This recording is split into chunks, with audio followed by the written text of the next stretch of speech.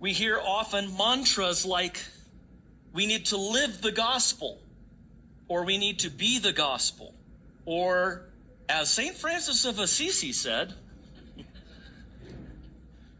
preach the gospel at all times, and if necessary, use words. First of all, happily, Francis of Assisi never said that. And the second thing is, Francis of Assisi would never have said that. He would have said a lot. He did say a lot of crazy things, but he never got that crazy.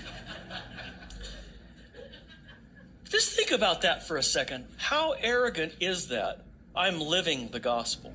Wow. That's where you want to push the guy to the side and ask his wife. You know? So how does it make you feel that your husband is the gospel? Or be the gospel?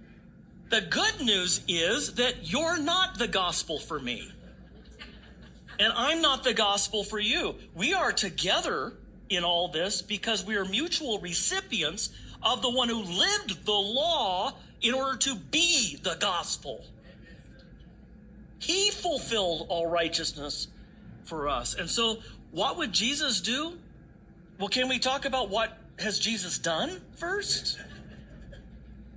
You know, what would Jesus do has become the central interest and passion and concern.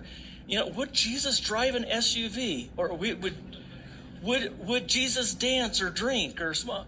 Well, why on earth would we be concerned about what he would do in situations that we have absolutely no biblical reason to suppose we could discover, when he's so clearly revealed to us what he's done? I could have filled this with volumes, John says at the end of his gospel. I could have filled a library. But I included the things that you need to know in order to believe that Jesus Christ is the Son of God, and believing in him have life in his name. Jesus is the gospel. And by the way, you do need words. Your life may turn people off to the gospel. It may turn people on. It may bring people to church. It might send them away. But your life will never announce Jesus paid it all. Your life will not proclaim to people, the Word became flesh and dwelt among us.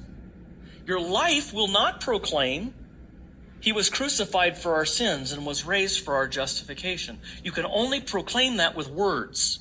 It is a surprising announcement. It's a memo you have to read to people. You have to announce it. That's why it's called gospel. Good news, not good advice, not good suggestions, strictly good news. The gospel is not a command. The gospel isn't telling you to do anything. The gospel is telling you what is done.